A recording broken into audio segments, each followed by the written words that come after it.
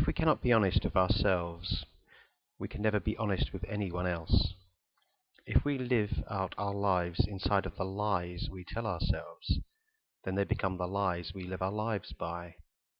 We will see them everywhere we look, and this is how easy it is that lies become the truth.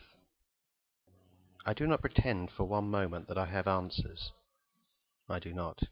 Certainly not answers that you would perhaps recognize anyway. I have spent a long time watching the world of my fellows, observing. I have come to slowly realize something that was always there, even in my childhood. That inside of myself, at my very core, I do not think and feel very much like I belong in this world. I feel like a stranger, an outsider, an alien. The more I have felt this, the more closely I have looked at the world I do not feel I fit in, to see just why this is so. And I have found that the structures, the cultures, the tribes, the laws, the flags, the histories, the beliefs, the ways of behaving, of thinking and being, the customs, the drives, the wants and wishes and desires of this human world are just that. Human. They are not about the world. They are invention. Products of the human mind imposing itself upon reality, and, at least in a cultural sense, that is, if you believe in whatever belief in reality you believe in, it becomes reality itself. It is the real world, how things are. But it isn't. It never is, never was, and never will be. And whatever reality itself really is, it's lost to it, but lost in plain sight. The reality of the world is all about us, waiting for us to open up and see it. Now, I'm in danger, if I've not already done so, of losing some of you in my next statement, but please, bear with me. The reasons I have given are why I trust to science for finding the real nature of reality, rather than human culture, that is, art, religion, philosophy, and so on.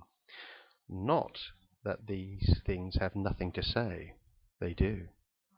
But what they have to tell us is more about ourselves rather than the nature of reality. They feed needs inside of us. But what we are is one aspect of reality, not the sum of its achievements, as many would like to think we are. Despite its many failings, after all, it is a human cultural exercise. It is us reaching out into the unknown with all we physically and intellectually are, as a starting and end point. The mind reaches out in search of answers. The mind takes in information and sifts through the data to find what is relevant. This is how we do things. This is what we cannot escape from. But science tries at least to escape our cultural bias and find the right questions to ask. And that's the trick, to find the right questions. Because the answers already exist right before our eyes. They always have. The point I'm making is this. If we listen as best as we really can to what the reality of the rest of the universe is telling us, that is, away from our culturally invented conventions, then new doorways open up in our imagination, new ways to think and to see what we thought we already knew. And a new mythos is born inside of us, projected back out. We see reality as something it was not before. And that is an amazing thing. It's like falling to sleep and waking up to a whole new world. You're like a child again, needing, wanting to know more. Life becomes vital again.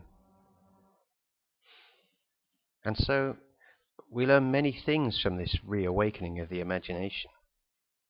But one thing that I've come to realize from this more than anything else is that nothing is impossible to change. We proved this by realizing that what we thought was real turned out to be invention, human cultural invention. And there it is, staring us in the face.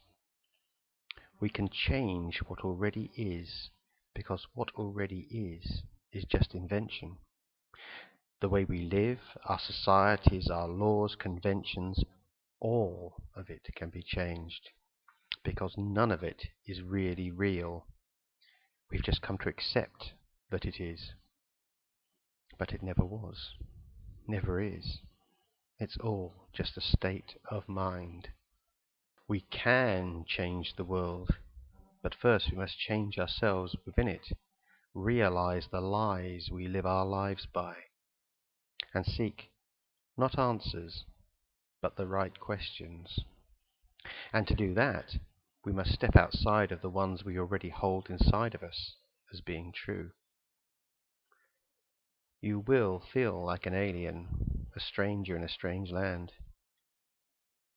Maybe that's just too frightening a thought. Maybe you truly believe you have answers. Maybe you truly believe that I and all those like me are odd, demented, foolish. But that would be a shame. One last thought.